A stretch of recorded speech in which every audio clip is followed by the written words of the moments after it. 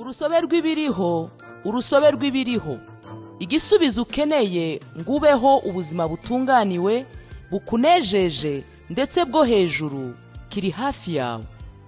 Kurikirana ikiganiro urusobe rw'ibiriho, umenye uko ubaho ubuzima bwawe bwagenwe n'Imana ngo bube ubw'ubwiza n'icyubahiro binyuze mu ijambo ry'Imana.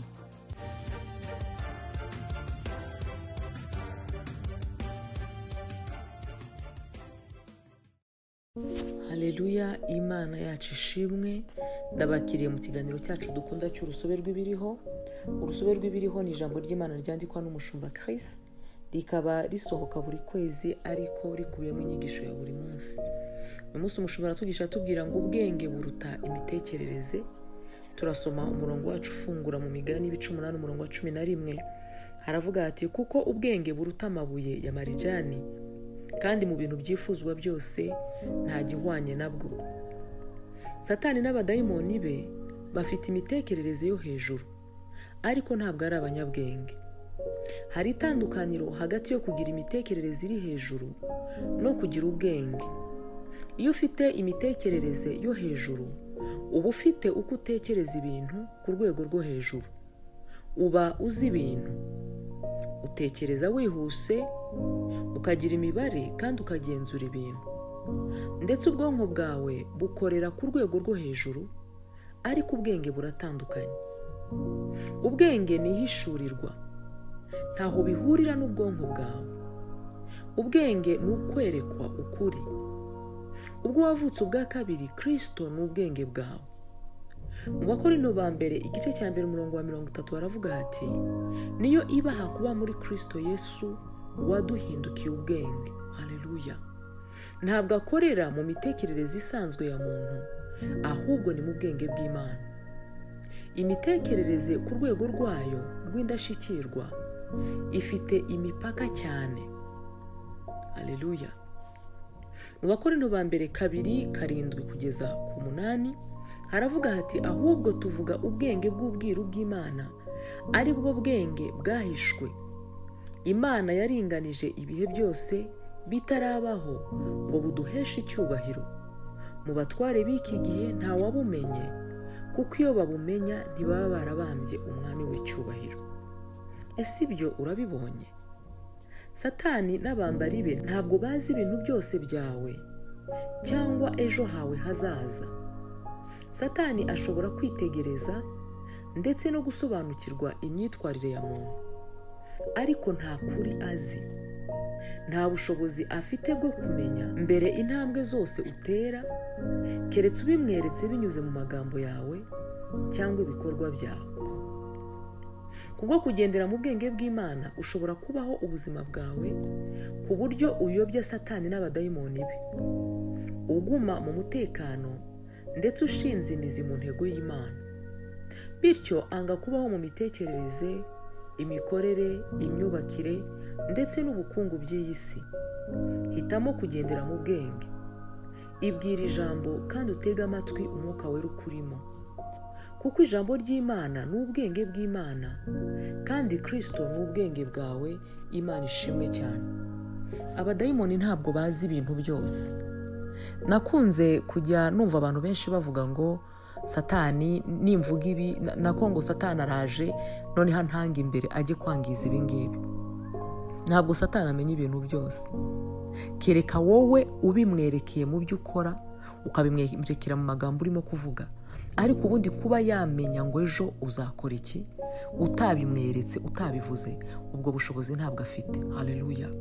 Ushobora rero kuyobya imigambi y'umwanzi ku buzima bwawe ukurikije ukwizera kw'ijambo ry'Imana, ukurikije kwizera wizera Imana yawe, ukareka kurebera ku bihe urimo kunyuramo, ahubwo ukarebera mu kwizera kwawe, ukiremera isi y'ibyiringiro, amahoro n'ibyishimo bitagendeye ku byo ureba, ahubwo bigendeye ku byo wizera. Imana ishimwe cyane.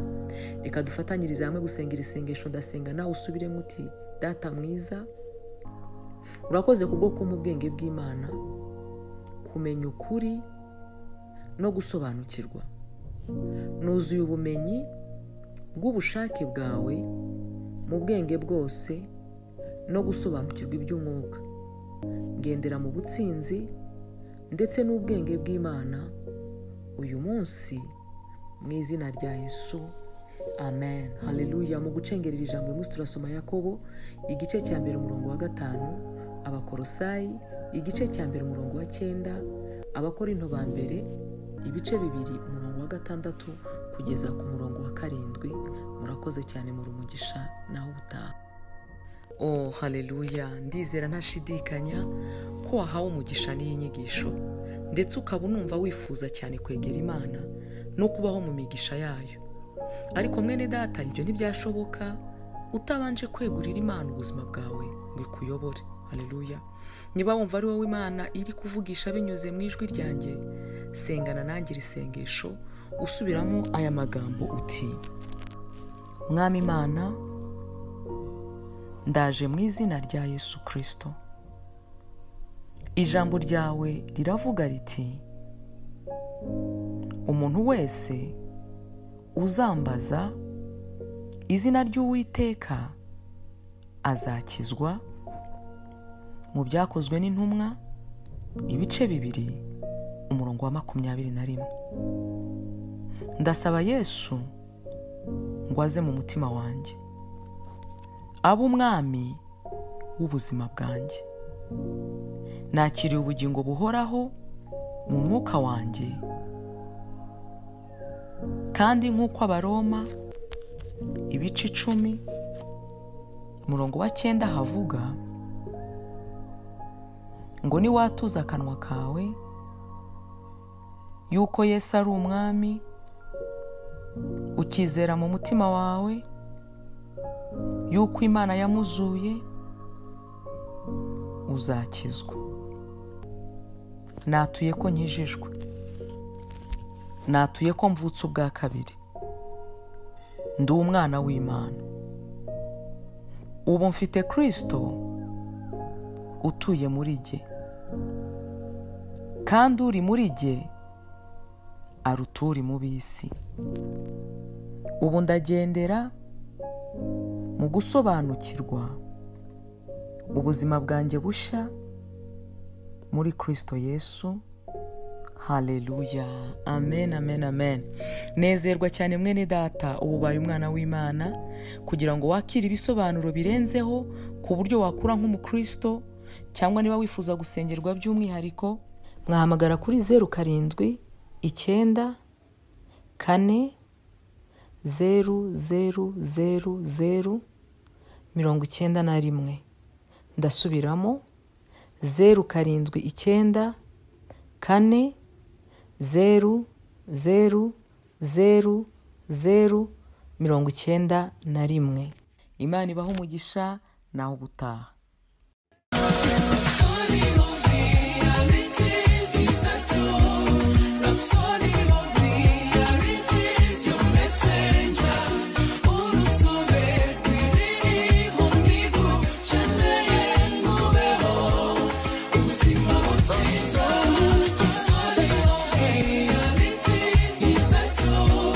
Rhapsody